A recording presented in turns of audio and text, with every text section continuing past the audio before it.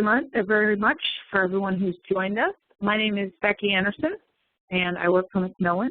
And today we're going to hear from the fabulous Lisa Brown on implementing best practices in e-learning design for student success.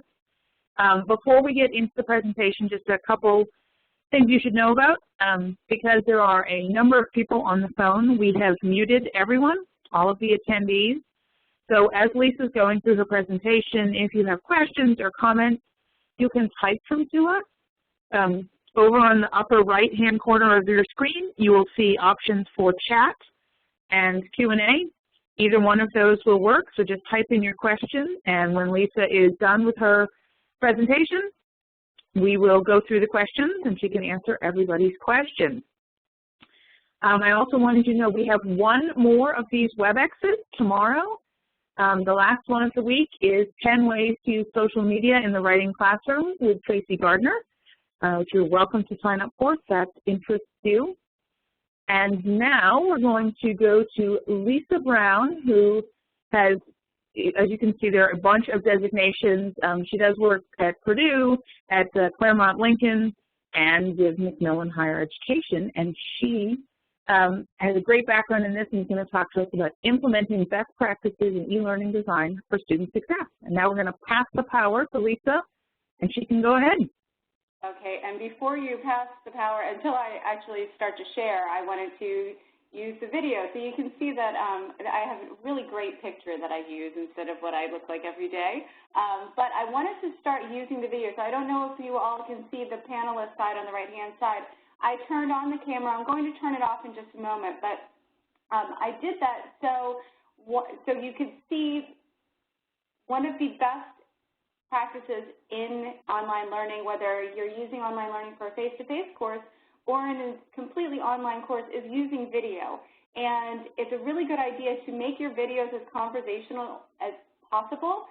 Instead of having something very scripted, it's important for students to actually connect with their instructors. So even if they're not comfortable posting videos of themselves, it's a really good idea to use video as often as possible. So I'm going to turn off the video now, but just letting you know that it's really important. There's a lot of research out there about students in online learning not feeling connected enough to their instructors and to their fellow students. So a lot of my research and a lot of what the training that I do for our instructors is to get them to use video and to make this environment as real as possible for the students, because it does make it more relevant. It does make them more connected to their learning environment. So on that note, I'm going to shut off my video because it can be distracting when you're looking at the content that I'm going through. So I'm going to share my screen. So what I primarily do for at Macmillan and in the trainings that I do, I teach courses in best practices in online learning. I teach a course in advanced instructional design at Purdue, and I also do implementation and research at Macmillan. So I'm using one of our Launchpad platforms to show you how you can use video to create the best environment possible for students. You can use any learning management system. I'm using our Launchpad for real communication because there is a lot of research about connecting the student's online learning experience with their text and with the text material. So I wanted to start with creating modules. You can create modules whether they're weekly modules or if you have a theme that you want to use technology for. You can create, if you're covering a certain aspect of history, or if you're an English teacher and you're covering the writing process, you can create an entire module. The most important thing with your modules is that all of the students' learning materials are contained in that one module. So the students aren't hunting around for what they need to do and what to do when. And using a learning management system that's either provided by your school or like we provide, you can put all of your information. So the student opens up their week, they have a due date that shows up in their calendar. It's always a good idea to have a welcome page for your students that go over the overall learning objectives. Students need to have very clear objectives and very clear guidelines in order to be successful, whether it's in a face-to-face course or in an online course. This is more, you can create a more mastery-based learning environment by providing clear guidelines and deadlines. So if you give the students all the tools that they need, they can be more successful that way, and clear guidelines and deadlines to achieve those goals. So in this hour, we're going to go over the efficacy of the online learning environment, and again, that's just the effectiveness, how effective it is. So we're going to analyze some strategies for effective mastery-based learning. What I'd like for you to do is, while we're going through this, think about what you want to teach and how you want to teach, and we'll have time at the end for questions. But as I go through some of these things, think about what would be the most effective thing for you. It is very difficult and overwhelming to jump in feet first into online learning if you haven't been using it very much before. It's a good idea to pick one or two things that are manageable for you to do, and then you can move into advanced practice. So I'm going to show you just the basics of best practices in effective teaching. We'll move a little bit into understanding what a constructivist learning environment is and how you can create one using a learning management system. And then at the end, we'll bring it all together and we'll ask questions about, you can ask questions of me, and you can start thinking more about how you can implement in your course. So when I teach a course, I like to set things up by week. So here is week 1. Again, you can set these up by theme, not a problem with that, as long as you have due dates that your students can follow and they have clear guidelines. So you can have a theme that lasts 2 or 3 weeks. When I taught high school, I had month-long themes that I would use this for as well. So what I've done here is just modeling this for you. For the students, that at the first of the week, they should have very clear learning goals. I took these from the textbook itself, but the students you should let them know exactly what they need to learn in that week, what their goals are. At the end of this week, I should be able to do these very concrete things. I took these directly from a textbook. You can do that too. In publishing, I don't think there are many textbooks out there that don't have the learning objectives at the beginning of each chapter to help the students in understanding what they're supposed to be doing. It seems like a very basic 101 thing, and it is, but a lot of people forget to do this in the online environment. So the students at every single point, we need to be telling them why they are learning what they're learning and what their goals should be as they're reading through the materials. I included a video here. There is Sweller, who is a cognitive psychologist, has done a lot of research in the online learning environment and the importance of using video. So if we're just going to create an online learning environment that looks just like their textbook, that's not effective use. Use videos. I encourage you to take a video of yourself and put it up on YouTube and put the link here. In our program, I'm going to open this up, and again, this is not unlike any learning management program you have out there. I use Blackboard at one school and Canvas at another, and Launchpad can do this for you as well. But you post in here, I included the video, but you can put a picture. You can insert another video. So if you have a YouTube post, you can just put your YouTube link directly here, and it will insert into your text. But that frames the week for the students. The students can refer back here. All of their materials for that week are contained in this week. So if you have a PDF file, if you have a discussion board, you can see a few of the things I added in here. These are all the materials that the students need to do for this 1 week activity. It helps them with their time management. It helps them not have to hunt around for additional materials. And it actually does reinforce the learning that's happening in their textbook. So for here, I created a link collection. So I wanted the students to go out and see another source besides their textbook. So this will link directly to an article, an online article for the students to read. The first thing that I did was post a discussion board. You can see over here on the right all of the due dates for the students. This populates to the student's calendar.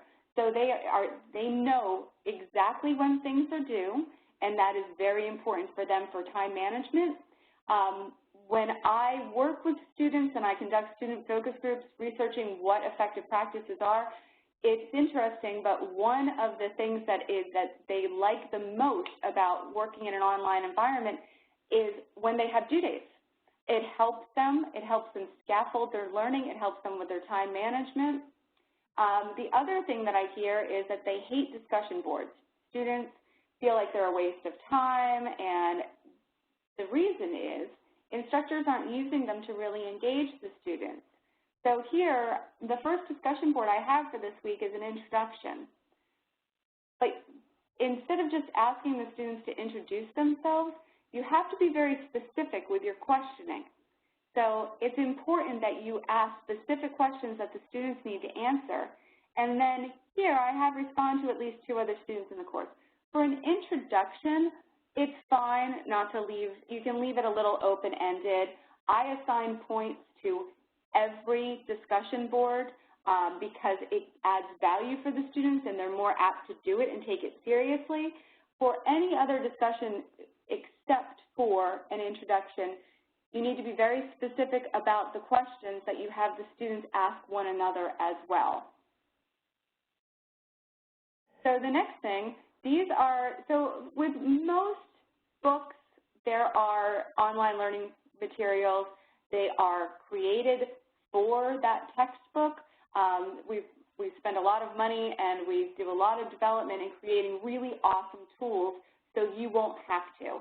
So this is the PowerPoint slides from this textbook so the student can review them. But it's all connected to their Launchpad site. So they're not, again, you're not emailing them, you're not telling them to go find resources. They're all there, they're all self-contained, and they all have a due date. And the other thing that I did was I assigned the learning curve activities. Learning Curve is an adaptive learning program. It's adaptive quizzing. So it helps the students monitor their own learning. It gives them immediate feedback. I won't go into this too much because for the sake of time, but it's very helpful for the students, and it helps to reinforce their learning. There are 2 things that I suggest that you do early in the week. One is get them talking on the discussion boards, get them engaged early. Have them do something like a learning curve, because this helps them. This type of adaptive quizzing acts like its own diagnostic. So students typically, the typical behavior is that a student will go into an activity like a learning curve activity, and they'll try to beat the system. So they'll try to just wing it without doing the reading, but they learn very quickly that they have to do the reading in order to pass. The program tracks them. They can't cheat it. It will help them and direct them to pages in their textbook. So it acts like an open textbook or an open book quiz. So it really does help the students with their learning. We get really great feedback and really great results from students that use these types of activities. There's reams of research out there. If you would like to receive any of the research that we've done or any of the academic papers that talk about adaptive quizzing, please do let us know. We can send those to you. I'm sorry to rush through that portion very quickly, but it is one of the more effective tools that you can use to help students learn the material. And we don't have a whole lot of time to go over it. So this is another, so again, the publishers and the authors go through and they pick and create interactive materials that you can use in the course. So you don't have to be an instructional designer to use really effective learning tools in your course. So here we have a video activity, and the students watch the video. There are pre-designed questions to help the students think about the video. Now, what I would suggest that you do is you then create your own discussion board activity. We'll get into this a little more in week 2, but we really need to build community learning for the students. They need to be talking about these things. With discussion boards, even if you're in a face-to-face course, you can engage your students in the online environment in ways that you just can't in an in-person class. I've done this when I've done student focus groups. I see the same thing, that you have your few students that really speak up. You'll have a lot of students that aren't really that comfortable in talking in class. The other thing that discussion boards do is they act as a way so that the students can actually think about their answers, and they can think about them in a quiet environment, and they can respond to one another in that environment. We'll talk a little bit more about using discussion boards, but you can use discussion boards if you're developing an essay. You can have the students working on things together in the discussion boards. They're a fantastic tool. The other thing, so there are pre-designed quizzes for the students. I use these to grade. I use these to help monitor the students. You can change the settings on these so that the quiz questions are randomized. It helps you in your grading, and it also keeps the students on a learning arc where they are showing you that they are improving in their learning, and it will free up more of your time to do signature assignments where they're either doing a project or they're writing an essay. So it helps them, again, scaffold their learning on their own. This type of learning environment is designed to be mastery-based, where we give the student all the tools that they need, we give them clear guidelines, and that they are then responsible for mastering the subject and for completing their tasks on time. The other thing that I do is at the end of the week, I've done quite a bit of research in meaningful learning and partnering pedagogies, and what that means is I'll rephrase it. How do we make the learning environment very personal to the students and give them more power in their own learning experience? Just by adding a graded, so I set the assignment so that when the students complete this essay, they receive their full 10 points. So it's a very easy 10 points, but what it does is it gives me the feedback from the students about whether or not they achieved their learning objectives for that week. We can preview this. So what I did is I used the same learning objectives that I posted at the beginning of the week. I just posted them again. I asked them to reflect on the learning objectives and to let me know if they achieved them. And if they didn't, what could I have done better as an instructor? What could I do better to help them reach their learning goals? You can also add in things like, if you're doing some more application type activities, you can ask, how did you apply your learning this week? Everything that you can do to get your students more engaged helps them, and they end up enjoying their class more. If you're using online technology and you are in a face-to-face course, you can do more projects in class by getting all of this learning and all of this study done outside of class, so the students come to class more prepared. So I did want to talk a little bit about the importance of video tools, discussion boards, and interactive activities. So all of those materials that you have in your week, that's more about how do we design the course for student success, to maximize student success. You start with your introduction, you have your discussion posts, you make sure that all your learning materials are self-contained, and you assign due dates so the students are not confused about when things are due. We use things like discussion boards and interactive activities in order to create a constructivist learning environment. And through the work of Bruner and Vygotsky and even Dewey over the years, we have learned that students actually do better in courses where they're learning from one another. So the more you can do to have the students engaged with one another, learning from one another, and coaching one another, the better your course will be, the more they will like it, and the more information they're going to retain. They will do better in your course if they start learning from one another. So it's nice for instructors because when I grade discussion boards or I facilitate discussion boards, I'm very clear about my questions, and I sit back and I let the students teach one another. If I see them going off course, then I jump in with prompting questions. But I survey my students all the time. And again, I study this, so I'm certainly not a master at it, but this is my field of study. So if I didn't have good discussion boards, I would have wasted my entire master's degree. So what I wanted to go over here was a little bit about the importance of the discussion boards and also the use of video. So, and I wrote here that using video is so key because we're using online technology. Here you can actually post videos and help the students to understand key concepts and ideas and illustrate them using video. YouTube is fantastic, TED Talks. For us, all of the videos here were publisher provided. So for a program like this, you can browse resources, and you can go content by chapter if you're going chapter by chapter. You can also just go content by type. So for a program like this, we have student activities.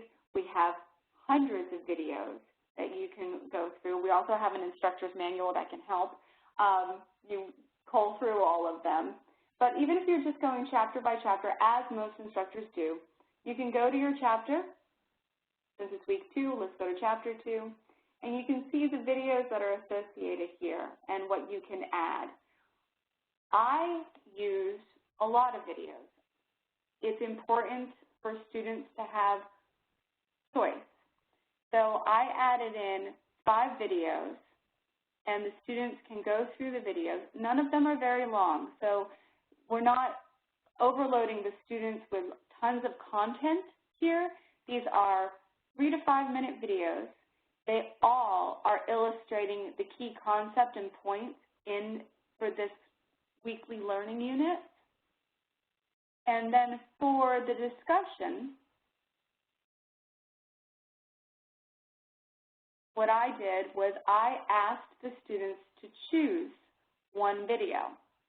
And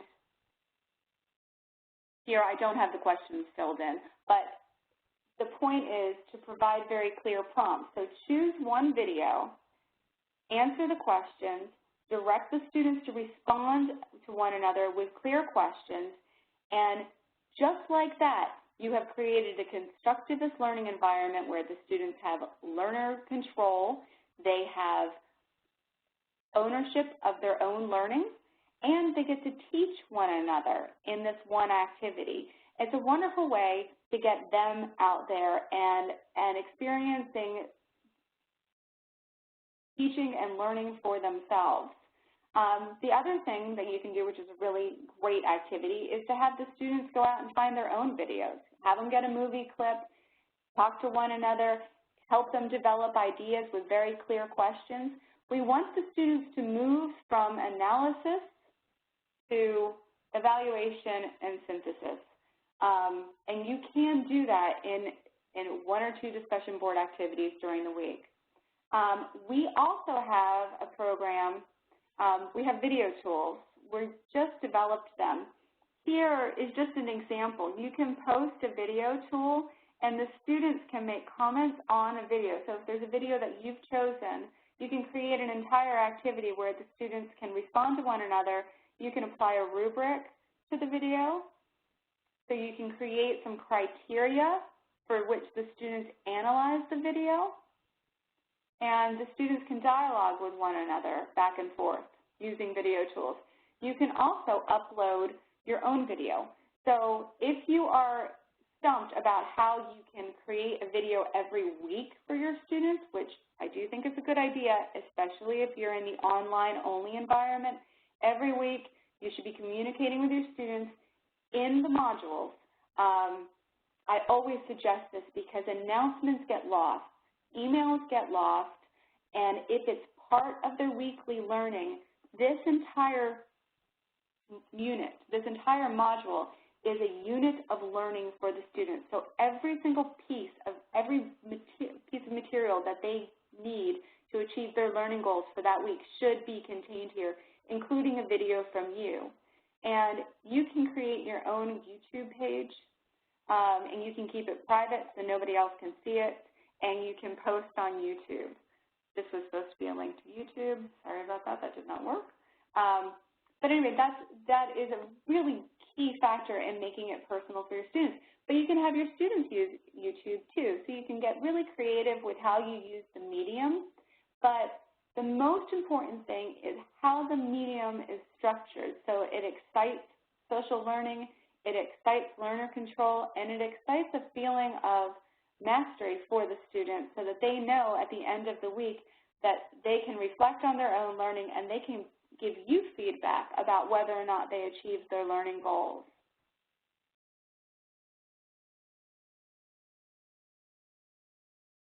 So when you're thinking about your course, these types of environments, when we are researching student success and student self-efficacy and motivation. And I think motivation and self-efficacy get poo-pooed a little bit, which is unfortunate because if a student isn't actually enjoying the course and they don't feel motivated to learn, they're not going to retain the information as well. They may actually do just fine on the test. You may add activities like this and the students don't actually do better in your course overall.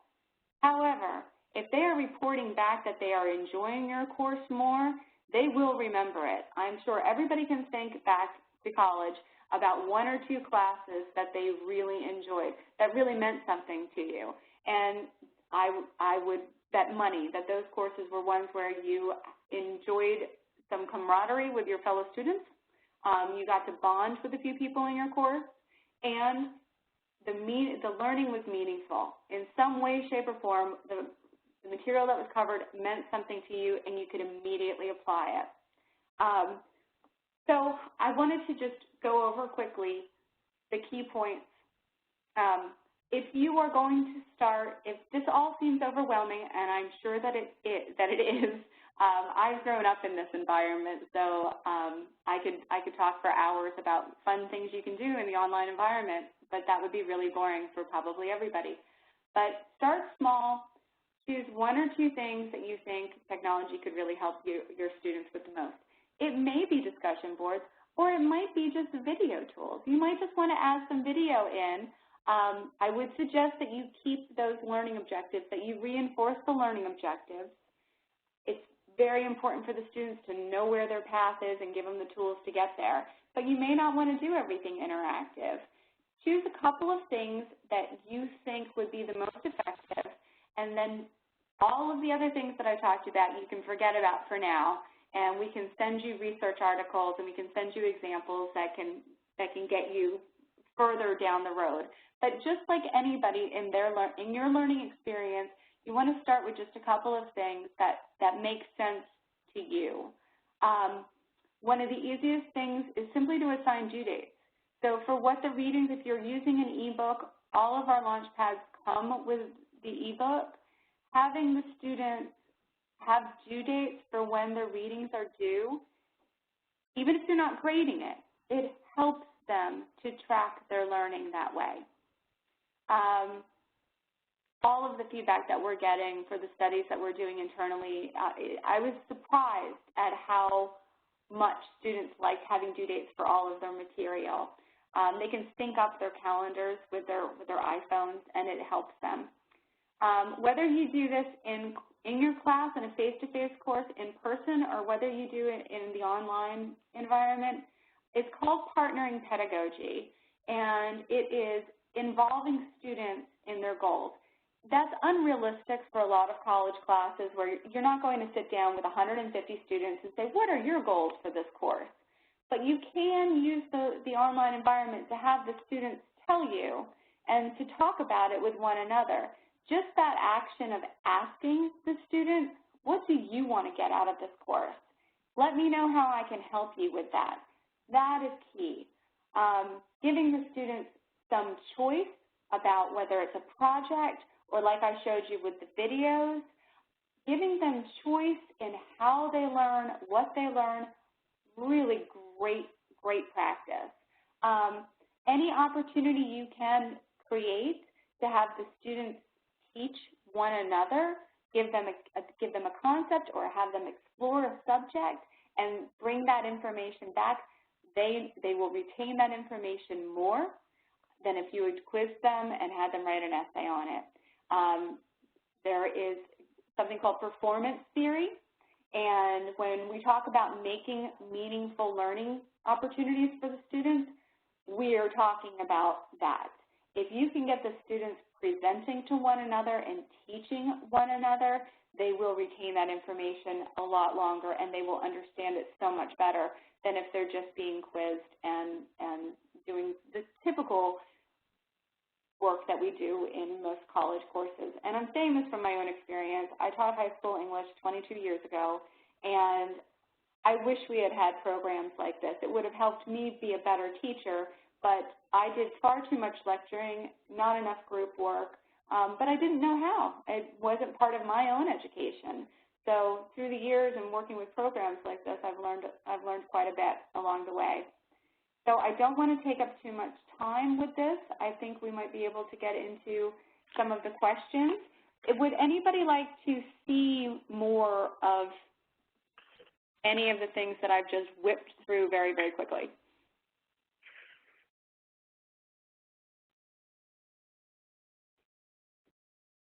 But Lisa, this is Scott Guile. I'm also with Macmillan, and I've been heretofore silent. But I'm going to jump in here and present you with a couple of questions.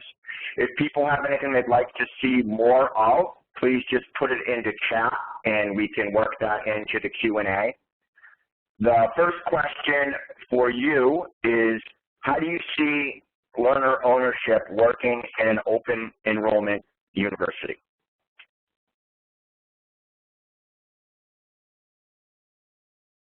Open enrollment in the sense that, like a community college where anybody can go? Yeah, yes. I do believe that means that the guidelines are they graduated from high school and have taken the SAT, or maybe not even, but there is no criteria for acceptance. So, yeah, community college type of environment.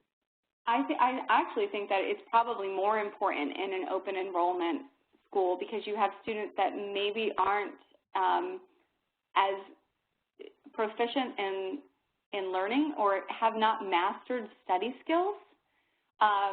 So giving them choices about what materials they review and what they're focusing on would be really key in giving them a little bit more control, as long as you keep the study guidelines.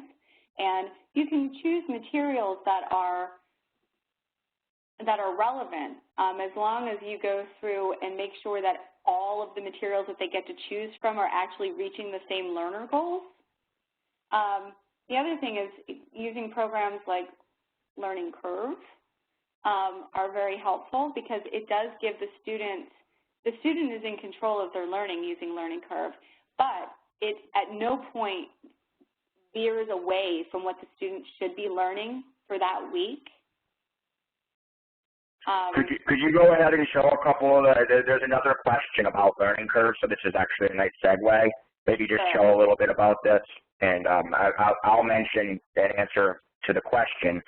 That Learning Curve is in Launchpad. It's part of every Launchpad we do, and it appears at the chapter level in most Launchpads. So there is an adaptive quiz written specifically for that text, for that Launchpad at the chapter level, and it encompasses several thousand questions that are written specifically for this quizzing system. It's not repurposed test bank questions or questions taken from somewhere else, and they're not shared questions. So we put a lot of thought and work into this, and you'll probably notice as Lisa's doing this, when she gets it wrong, she gets feedback. The goal of the activity is to fill that orange bar at the bottom. Once the student has filled the orange bar, they've completed the activity, so it's sort of risk-free. They can't fail this. They can only complete it and get credit for it.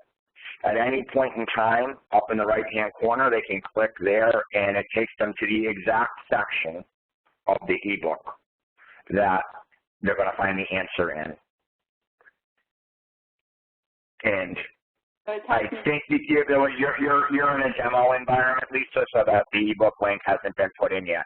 But in a non-demo, in a completed learning curve environment, that actually opens to the exact section of the ebook. Not the whole chapter, not the whole book, but what we call B-heads in publishing. It opens to the B-head, anywhere between 2 paragraphs and maybe 2 pages of material where they will find the answer. So they continue to get these questions. At the halfway point in these quizzes, it becomes adaptive. You may have noticed, at least if you scroll over the orange bar, there's different topics here. So we're drawing from 1, 2, 3, 4, 5 different topics that are presented in that chapter. Up to the halfway point, the questions are represented equally from each topic. At the halfway point, it takes into account where the student needs most help. So there's 2 topics up top, which I unfortunately can't read in my older age, but the student is not doing as well there, so they're going to get more material from those areas. So the quiz adapts itself for the entire second half of the quiz experience. It becomes basically a customized quiz on what that student needs. And we found that this is something that students love. They like the quiz. They like the quiz that they can't fail.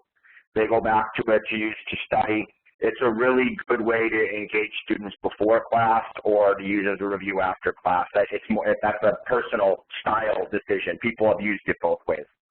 But yes, it's included in every Launchpad. Someone had asked about integration with Moodle. We integrate with Moodle Rooms by Jewel right now. We are working on Moodle integration, but it can certainly, anything from Launchpad can be imported and exported to any LMS. We have full integration with Blackboard and Canvas and D2L, and we're working on Sakai and Moodle. And I believe for the fall we should have Moodle, but I don't want to commit 100% to that. But we do currently have Moodle Rooms by Jewel, which I know is not Moodle. It's, I believe, a Blackboard open source product. I think Scott said this, but if you see the bar down here, as the students, and I know that you did say this, but so this type of gaming activity, the students want to get through the material, but it won't allow them to rush through it. They really do need to at least become competent in this area before they go on to the next round of questions. So for learner control, for students, again, I taught high school and I do teach at the college level now. Students that don't have the greatest study skills, it's difficult for them to sit down with a workbook or even to know the right questions to ask themselves and how to frame their own learning materials. So this does it for them, but it doesn't do it it's challenging them. So it is challenging them to learn the material, but it's giving them more control because they're the ones that figure out how to get there to the end goal. So it's mastery-based learning. And again, this is part of every Launchpad. It's an adaptive quiz feature that's at the chapter level in most Launchpads. In some of our books, we've actually done them at the section level, but generally it's at the chapter. We have another question about videos, Lisa. What is the source of your videos? Do you make them yourself, obtain them from other sources? If the latter, from where do you select them? So they're basically getting at where do you get good videos and what's your process for getting enough material? Well, it depends. What I'll do is I'll look through what the publisher has provided already, because that typically everything, like when I said the browse resources for this unit, I'll go to the chapter that I'm covering and then look at what they already have. And then I like to use at least one outside source. So like here, and because this is communication, I've read a lot about David Baum and dialogue and the importance of dialogue and the difference between dialogue and communication. And so I thought that would be a good video to post. And this one's from YouTube. And I hate to fall back on this, but YouTube is really a fantastic source. TED Talks are up on YouTube. The lectures are up on YouTube. It's such an amazingly, wonderfully rich source of information. And again, I do like for students to hear another voice besides the textbook authors. So I do all. I use the videos that our publisher provided, like this one. I go to YouTube, and then I do, in my Canvas course, I make a video of my every single week.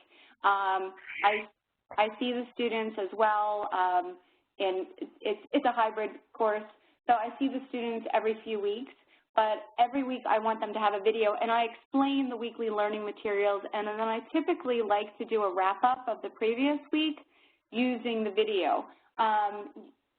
Canvas allows you to use your internal video on your laptop, so your internal camera you can use, but you also post to YouTube, and I've done that too. In fact, if I go to YouTube, I can probably show you my own channel. You can find me on YouTube because I have it private. In addition to making your own channel on YouTube, something Lisa had shown earlier, we're including in every Launchpad for fall the ability to embed any YouTube video you find very easily and turn it into an assignment. I'd be happy to show that to anyone that's interested. I don't know how much time we have left here, but it's really, there's such a huge universe of online video out there. It's a shame to not be able to pull from that. So we're developing tools that allow people to easily grab one of those and make an assignment where students are required to comment a certain number of times on any given video. You can also flip it around and have students post videos and comment on each other's videos. So we're really going forward with the idea of enabling people to use those tools that are out there and giving them the framework to do this easily. So it's really exciting what's happening with some of these online learning tools. This is an example of how that works. If you hit play there, Lisa, what you'll see is the video will start to play, and if you scroll up, you should be able to comment.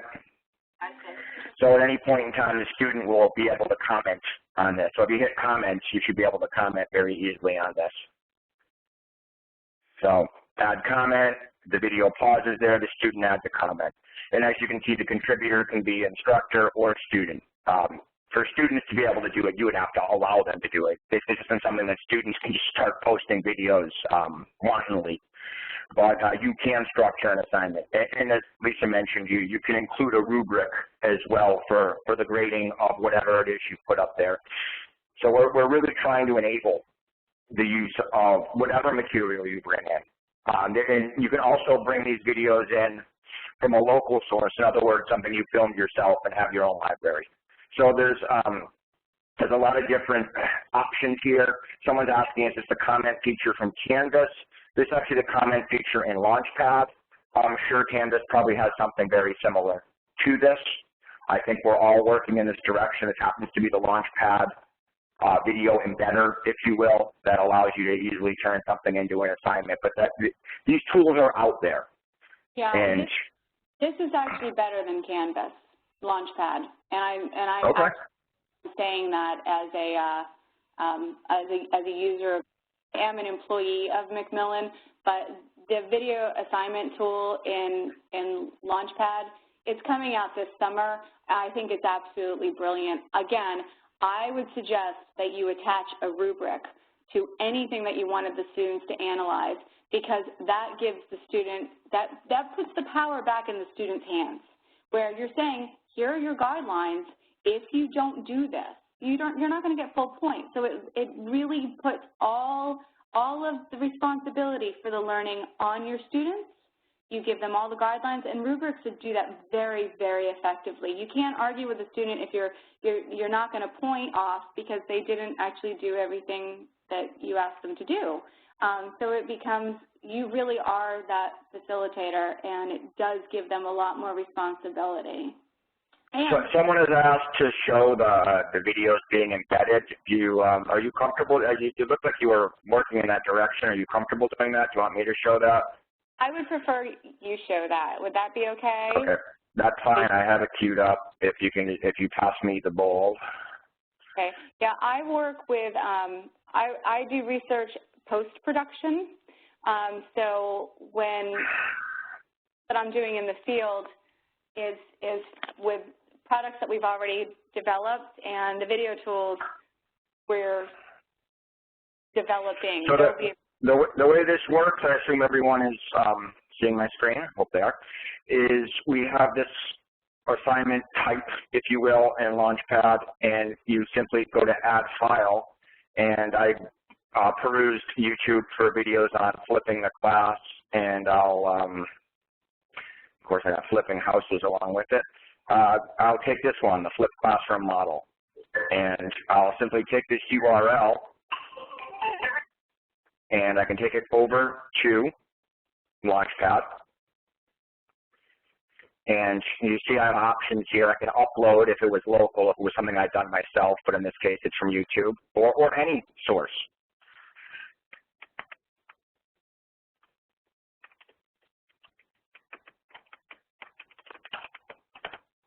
And I simply hit submit, it uploads, and the end result is, and this is being beta tested right now, so this is kind of a without a net demo for you guys because we're still in the process of polishing this up, but it's been working very well for our beta testers.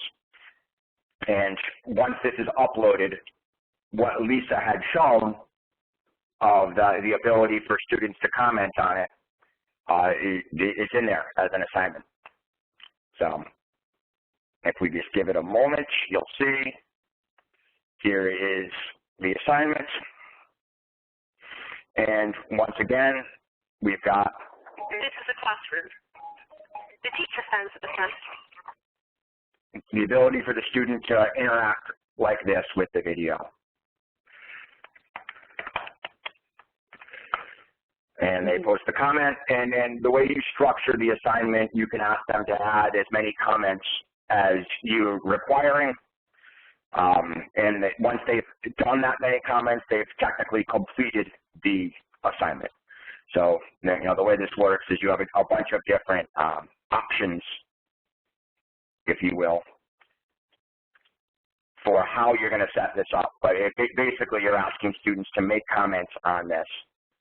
And that's what you do here. So visible to students, how many comments, you can have them make as many comments as you want. You can choose to use a rubric. We're still developing the rubric, so I can't show them to you right now. They're not final and uploaded.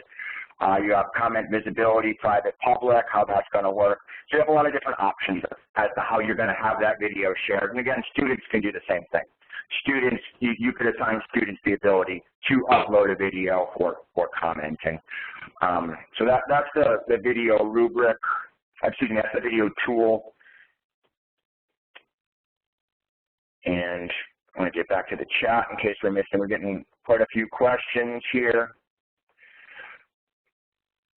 Some questions about Canvas, which I honestly don't know the answer to. Can you limit how many posts a student can post?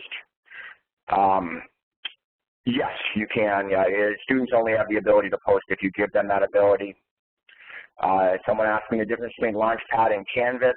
Canvas is an LMS that several of you may use, similar to Blackboard. Launchpad is a proprietary Macmillan product. It's our LMS that works with all of our textbooks. It also happens to integrate with Canvas and Blackboard and Desire to Learn, and eventually all the LMSs. So it's an LMS with content in it, with our book content in it, and the kind of things we've been showing you today. Charge for students using Launchpad, yes, there is. But it's packaged free with our textbooks, but it's sold as a standalone product because it has the ebook in it. It's generally the price of an ebook, which is about half the price of a printed book, roughly. I can answer that more specifically on a book-by-book basis. Someone asking about accessibility. We do something called VPATs for accessibility on a product-by-product basis. That's generally what institutions ask for when they're looking at accessibility, and we do have that for Launchpad and for specific Launchpads. We also have the ability to, when you do an assignment, when you make an assignment in Launchpad, you can actually set different guidelines for different students. So this allows you to do accommodations. So if you're doing settings for, I don't have anyone in here. It's the empty class, so I can't show you. That pull down, if I had students in here, would show that I could give a single student different settings to, accommodate for whatever whatever IEP or whatever goals that they had that needed to be met. I could do it with an entire group of students. So you do have the ability to give different settings to different groups of students within Launchpad, which is a nice option for accessibility and accommodation. And I come at this not just from a Macmillan employee standpoint, but a special education teacher of 6 years. A lot of the accommodations are, they're individual. A lot of these kids have individual goals and individual education plans. So the ability to give them different settings and different sort of assignments within the assignment is nice. And Scott, just to clarify, I mentioned other learning management systems because I wanted to make sure that whatever program or whatever textbook you're using, you know that you can create these things in any learning management system. The advantage to using something like a Launchpad that's product textbook specific is that you will have these preloaded activities already there for you, which makes it easier.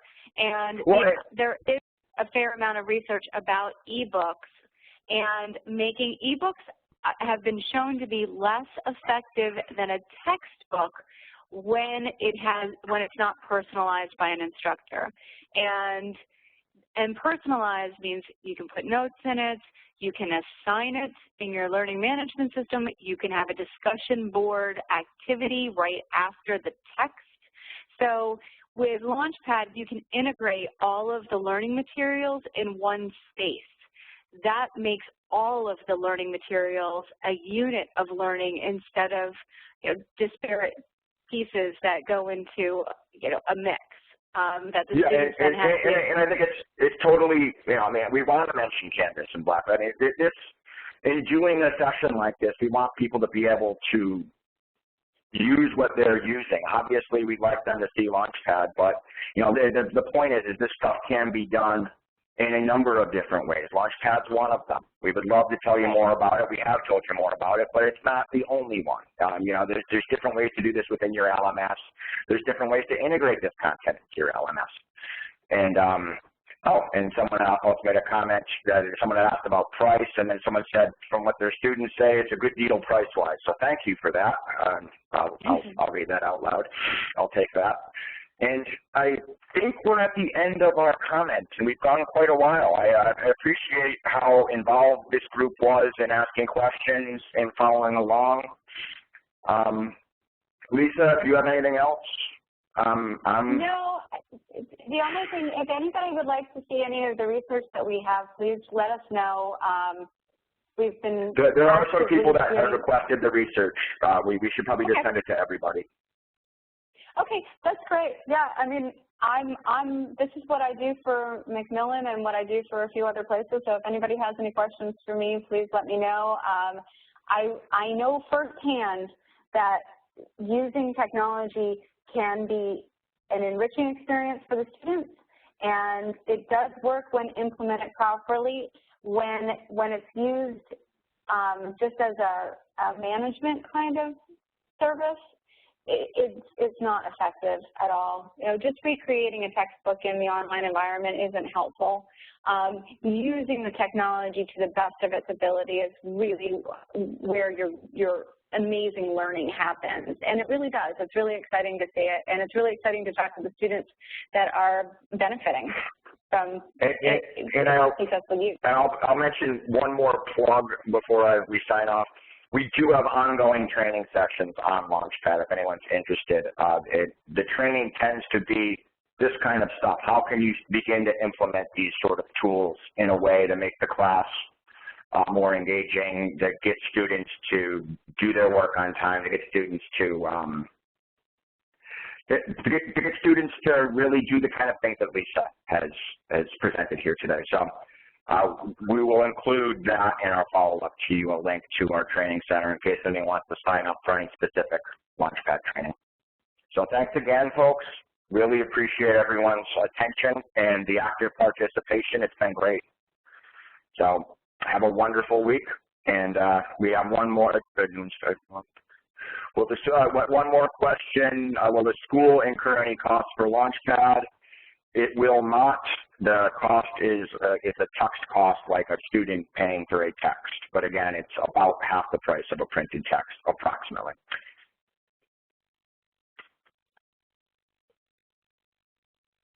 Thank you much, folks. And we're going to sign off. Thanks very much.